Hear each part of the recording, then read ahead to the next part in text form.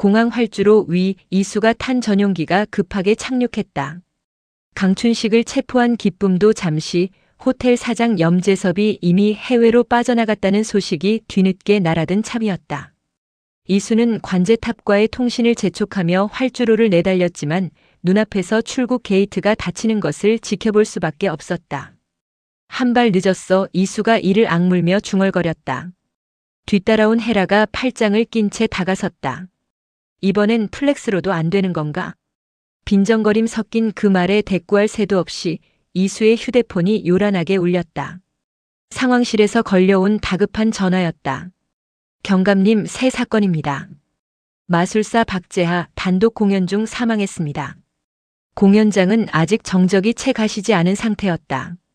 무대 위 커다란 나무 상자, 조금 전까지 관객들의 환호 속에서 마술사가 몸을 감추었던 그 상자 안에서 이번엔 다시 열리지 않아야 할 것이 열려버렸다.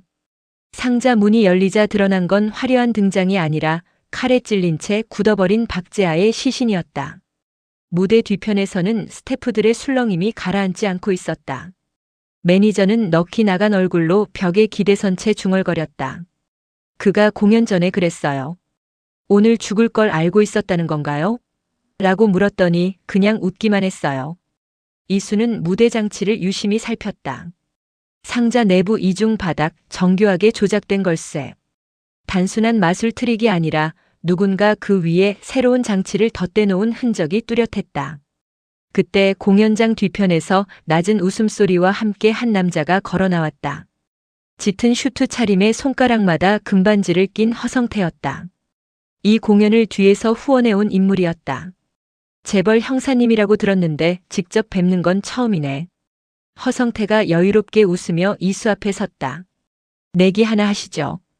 일주일. 이 사건의 진실을 밝히면 내가 가진 정보를 전부 드리겠습니다. 못 밝히면? 이수가 눈을 가늘게 떴다. 허성태의 미소가 짙어졌다. 당신 팀원 중 한 명이 내 손으로 조용히 사라질지도 모르죠. 헤라가 즉시 앞으로 나서며 이수의 팔을 붙잡았다. 미쳤어? 이런 조건을 받아들일 생각이야? 하지만 이수는 눈 하나 깜짝하지 않았다. 좋아요. 대신 조건 하나 더. 내가 이기면 염재섭의 해외 도피 경로도 알려줘야 합니다. 허성태가 흥미롭다는 듯 눈썹을 치켜 올렸다. 역시 소문대로 배짱 하나는 재벌급이시네. 두 남자가 악수도 없이 그렇게 판을 짜는 사이 헤라는 이수의 옆구리를 세게 찌르며 낮게 속삭였다. 또라이 같으니라고 정말. 수사는 빠르게 진행됐다. 이수는 허성태의 정보망을 역이용하기로 하고 시내 고급 클럽을 통째로 빌려 정보원들을 불러 모았다. 화려한 조명 아래 술잔이 오가고 은밀한 귓속말이 오가는 사이 그는 하나둘 정보를 캐냈다. 박재하가 최근 거액의 돈을 받은 정황, 그리고 그 돈의 출처가 예상 밖의 인물과 연결되어 있다는 단서였다. 헤라는 원칙대로 움직였다. 무대 장치 제작업체를 추적하고 사건 당일 백스테이지 출입 기록을 하나하나 대조했다. 그녀는 이수의 위험한 방식에 여전히 못마땅한 얼굴이었지만 어느새 두 사람의 수사는 각자의 방향에서 같은 진실을 향해 좁혀 들어가고 있었다. 밤이 깊어질 무렵 공연장 뒷골목.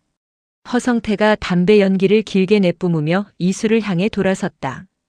그의 눈빛에는 처음의 여유 대신 서늘한 확신이 배어 있었다. 재벌 형사, 이번 게임은 그가 낮게 웃으며 말을 이었다. 내가 생각하는 것보다 훨씬 잔인할 거야. 감식반이 넘긴 자료 속 박재하가 죽기 전 홀로 남긴 짧은 유언 영상이 발견됐다. 화면 속 그는 지친 얼굴로 카메라를 응시하며 말했다. 내가 죽으면 로즈버드 호텔의 비밀이 드러날 겁니다. 헤라의 표정이 굳었다. 마술사의 죽음이 단순한 별개 사건이 아니라 호텔 살인 사건과 곧바로 이어져 있었던 것이다. 뒤이어 포착된 암호화 메시지에서는 해외로 도피한 염재섭이 박재하에게 거액을 송금한 기록까지 드러났다. 마술 공연이 쇼가 아니었어. 이수가 낮게 중얼거렸다. 호텔 살인의 증거를 은폐하기 위한 거대한 트릭이었던 거야. 수사가 진실에 가까워질수록 허성태 쪽의 방해도 노골적으로 변했다. 정보를 캐러 다니던 박준영과 최경진이 뒷골목에서 정체불명의 괴한들에게 습격당하는 사건이 벌어졌다. 다행히 큰 부상은 없었지만 팀 전체의 긴장감이 감돌았다. 이제 그만 내기 접어. 헤라가 처음으로 언성을 높였다.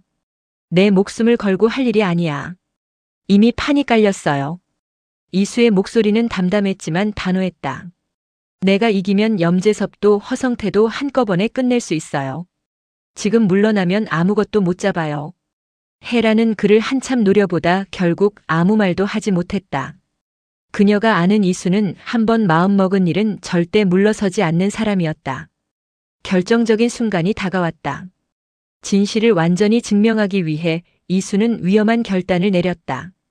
박재아가 당한 그 트릭을 자신이 직접 재현해 보이겠다는 것이었다. 안 돼. 헤라가 그의 앞을 막아섰다.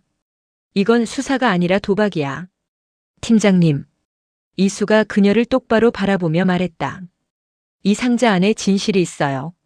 그걸 확인 안 하면 우린 절대 못 이겨요. 헤라의 눈빛이 흔들렸지만 결국 그녀는 물러섰다. 무대 위 익숙한 나무 상자가 다시 세워졌다. 이수가 재킷을 벗어 던지고 상자 안으로 들어섰다. 스태프들과 경찰들이 숨죽인 가운데 상자 문이 천천히 닫혔다.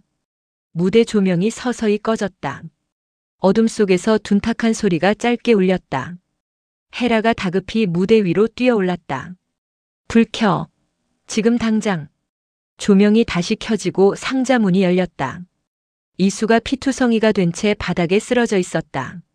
이수야. 헤라가 비명처럼 외치며 그에게 달려갔다.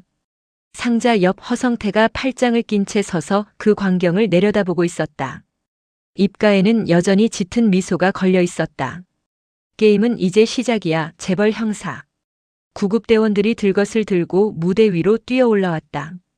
헤라는 이수의 상체를 받쳐 안은 채 떨리는 손으로 목덜미에 손가락을 갖다 댔다. 미약하지만 분명한 맥박이 손끝에 전해졌다. 그녀는 짧게 숨을 내쉬며 무너지려던 표정을 애써 다잡았다. 진이수. 정신 차려. 이수의 눈꺼풀이 힘겹게 떨리다 반쯤 열렸다. 초점 없는 눈동자가 헤라를 향했다.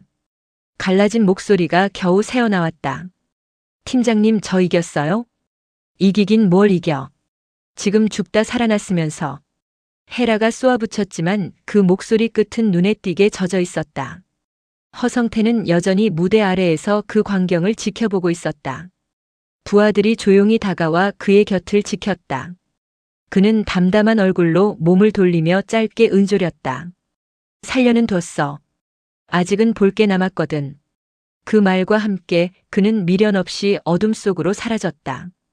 병원 응급실, 수술실 앞 복도. 박준영과 최경진이 초조한 얼굴로 서성이는 가운데 헤라는 벽에 등을 기댄 채 눈을 감고 있었다. 수술실 붉은 등이 꺼지지 않는 한 그녀는 그 자리를 떠나지 않을 생각이었다. 팀장님, 좀 앉으세요. 최경진이 조심스레 다가와 말을 건넸지만 헤라는 고개를 저었다. 내가 말렸어야 했어.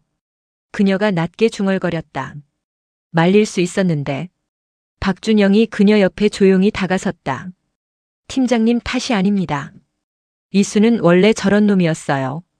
재벌 3세라는 이름 뒤에서 늘 자기 방식대로 부딪혀온 놈이니까요.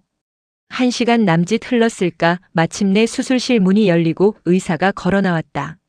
생명에는 지장 없습니다. 상자 안트릭 장치에 찔린 상처가 깊긴 했지만 다행히 급소는 피했어요. 그 말이 끝나기 무섭게 팀 전체에서 참았던 숨이 한꺼번에 터져나왔다. 헤라는 애써 무심한 표정을 지으려 했지만 벽을 짚은 손끝이 가늘게 떨리고 있었다. 며칠 뒤 병실. 이수는 붕대를 감은 채 침대에 반쯤 기대 앉아 있었다.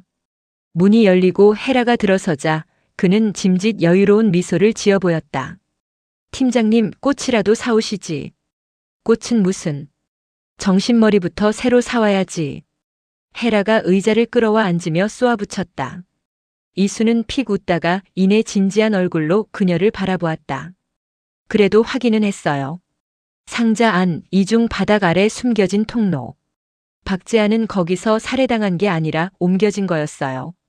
헤라의 눈빛이 날카로워졌다. 그 말은 범인은 무대 뒤에 있었어요. 관객도 스태프도 아닌 우리가 아직 얼굴을 모르는 누군가. 병실 창밖으로 노을이 붉게 내려앉고 있었다. 드라마가 끝나도 이야기는 계속된다. 킹무비박.